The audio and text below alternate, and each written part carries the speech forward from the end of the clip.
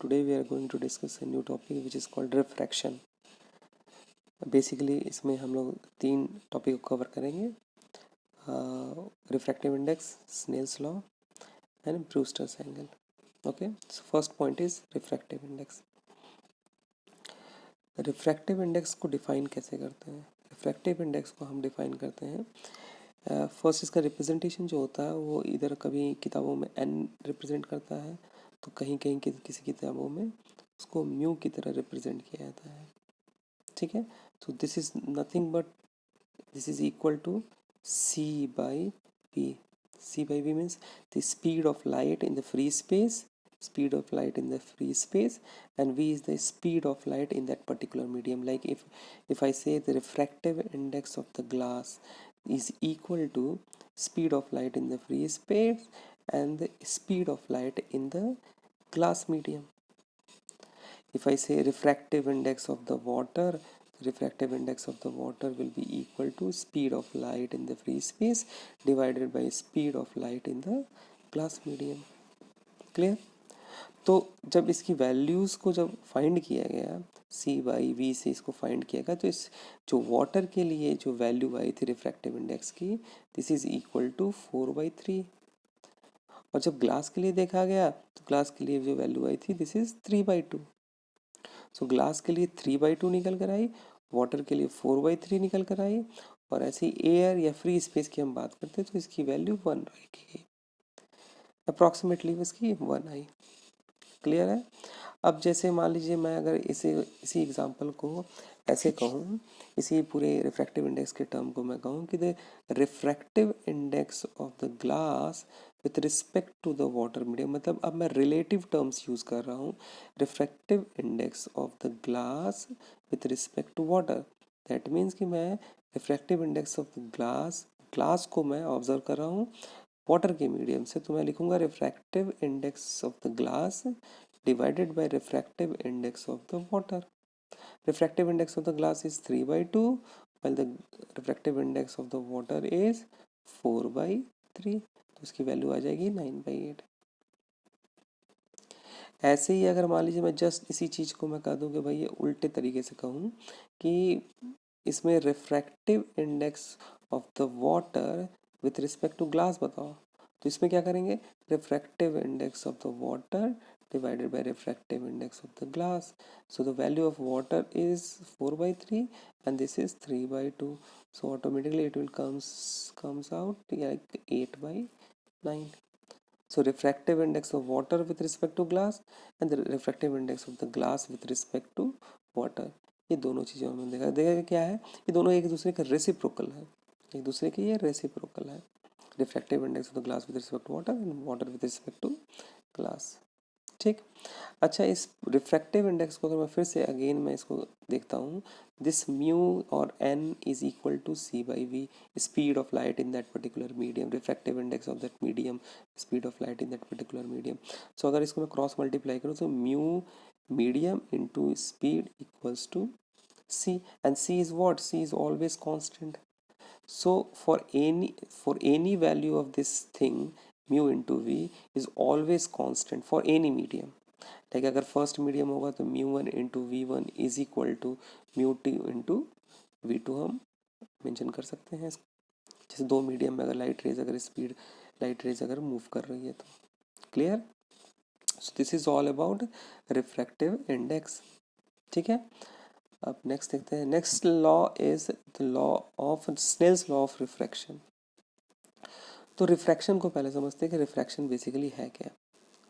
Light rays अगर एक medium, this is μ1 and this second one is μ2, तो light rays अगर एक मीडियम से दूसरे मीडियम की तरफ जा रही है, लाइट रेज है ये मेरी, दूसरे मीडियम में जाती है, दिस इज माई नॉर्मल, तो लाइट रेज की बेंडिंग होती है. किधर होगी वो डिपेंड कर रहा है. दिस पॉइंट इज, जो इंटरफेस में जो पॉइंट है, this is my point of incidence जिस पर लाइट रे इंसिडेंट कर रही है, this is a point of incidence. जो लाइट रेज μ1 मीडियम से आ रही है इंटर के फेस की तरफ, this is my incident ray. After refraction μ2 में ये जाती है तो दिस इज माई रिफ्रैक्टेड रे. इस पॉइंट ऑफ इंसिडेंस के इंटरफेस के जो परपेंडिकुलर जो डॉटेड लाइन है, this is my normal. Incident ray ने जो नॉर्मल के साथ एंगल बनाया, this is angle of incidence. और नॉर्मल के साथ जो रिफ्रैक्टेड रे ने जो एंगल फॉर्म किया, this is my angle of refraction. Clear? Angle of incidence, incident ray, refracted ray, angle of refraction, normal. This is my interface first medium is mu1, second medium is mu2. तो Snell's law क्या कह रहा है? Snell's law ये कह रहा है the ratio of sines of angles of incidence and refraction, यानी कि एंगल ऑफ यानी sine of i angles of incidence ratio लेना है, divided by angle of sine of angles of refraction, which is sine r, light are constant. That means this value will always be constant. और वो constant की when the light passes between the two given media, और ये जो constant value आ रही है, ये constant value कितनी रहेगी? तो उसकी वैल्यू के बारे में ये कहता है कि this value is always constant value चाहिए, और ये कांस्टेंट वैल्यू जो रहेगी वो कितनी रहेगी? तो इसने बोला कि this value sine i divided by sine r is nothing but second वाला मीडियम का refractive index and into first वाले का रिफ्रैक्टिव इंडेक्स।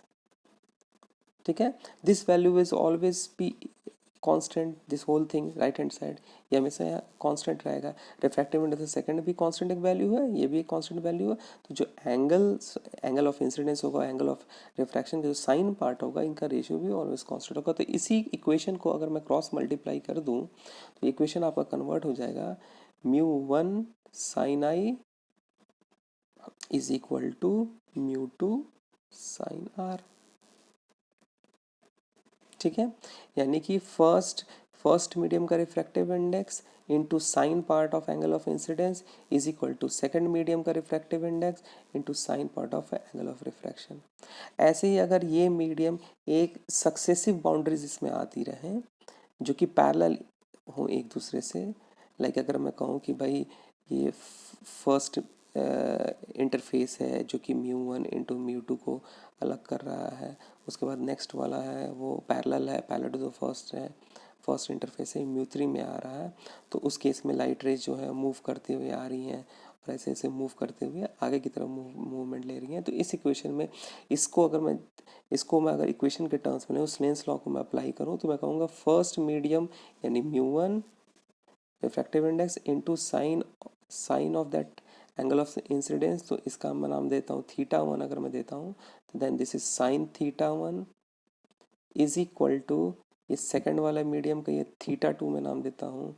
ऐसे ही सिमिलरली अगर इधर आऊँगा तो ये लाइन पैरेलल है, this will also become θ2 and this is your θ3।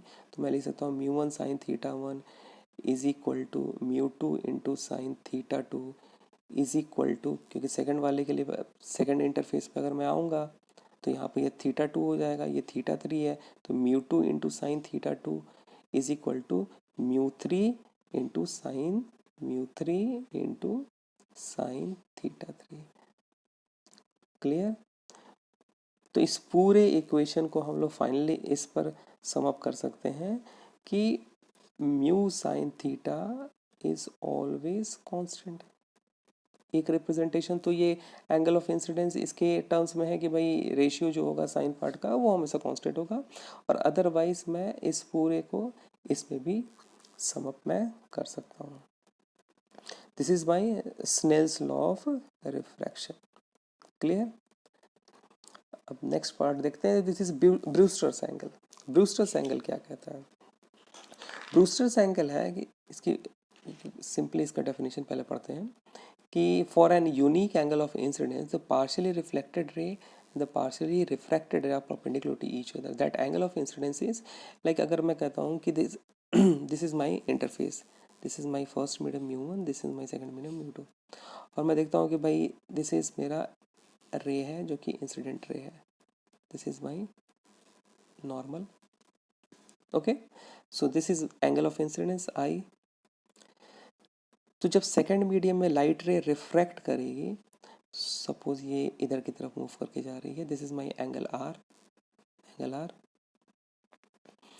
अब इसमें से कुछ ना कुछ पोर्शन जो होगा जो इंटरफेस पे लड़ने के बाद पार्शियली रिफ्लेक्ट भी हुआ होगा। ये जो इंसिडेंट रे रही, इस इंसिडेंस रे का कोई ना कोई ऐसा पोर्शन होगा जो कुछ पोर्शन रिफ्लेक्ट भी हुआ और कुछ पोर्शन रिफ्रैक्ट भी हुआ। अगर ऐसी कंडीशन आती है कि reflected portion, this is my reflected ray, this is my refracted रे, रिफ्लेक्टेड रे और रिफ्रैक्टेड रे के बीच में जो एंगल्स बने वो अगर 90 डिग्री बन जाए, तो जिस एंगल ऑफ इंसिडेंस पे यह पूरा खेल हुआ, जिसमें कि रिफ्लेक्टेड रे और रिफ्रैक्टेड रे के बीच में, रिफ्लेक्टेड रे और रिफ्रैक्टेड के बीच में 90 डिग्री बना, this angle will be called Brewster's angle. Clear? अब अगर ये एंगल आई है तो रिफ्लेक्शन के बाद ये भी एंगल आपका आई हो जाएगा, लॉ ऑफ रिफ्लेक्शन होल्ड करेगा। ठीक है, this is my 90 degree, this is angle r, so ultimate this is your normal, this is your normal, so your whole angle will be I plus R is plus 90 degree is equal to 180 degree. तो 90 degree तो यही हो जा रहा है, यानी कि the whole thing will I plus R will become only 90 degree. Clear? अब इस पॉइंट ऑफ इंसिडेंस के दोनों साइड हम स्नेल्स लॉ लगा देते हैं। स्नेल्स लॉ क्या था? That is mu one into sine i, mu one into sine I is equal to mu two into sine r. ये दोनों बराबर हो जाएंगे। ठीक है, स्नेल्स लॉ यही कह रहा था, तो इसको लगाते हैं and finally we have this this this thing we already have i plus r equals to 90 degree. Clear? तो इसको एक बार इस इक्वेशन को लगा के देखते हैं क्या आती है वैल्यू। ठीक है, mu one sine I is equal to mu two sine r. इसमें अगर मैं साइन आर को इधर डिवाइड कर दूँ तो ये हो जाएगा sine i divided by sine r, and sine r की जगह मैं लिख सकता हूँ 90 degree minus i is equal to mu two upon mu one. This sine 90 degree minus i will be equal to cos I.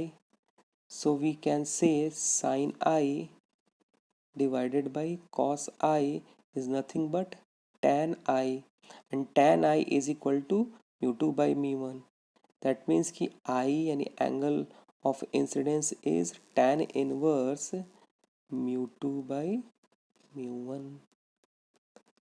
This is my Brewster's angle, ये मेरा Brewster's angle बन जा रहा है। दैट मीन्स कि Brewster's angle क्या है मेरा? I is equal to tan inverse mu two by mu one. This is my Brewster's, जिस पर क्या हो रहा है कि जो रिफ्लेक्टेड रे और रिफ्रैक्टेड रे है, इन दोनों के बीच में, reflected ray and the refracted रे दोनों के बीच में 90 डिग्री बनना था। तो ये इस एंगल ऑफ इंसिडेंस पर मेरी ये कंडीशन को जस्टिफाई कर पाएगा। Clear? So this is all about r refraction वाला पार्ट, जिसमें हमने स्नेल्स लॉ, रिफ्रैक्टिव इंडेक्स और ब्रूस्टर्स एंगल के बारे में देखा। ओके।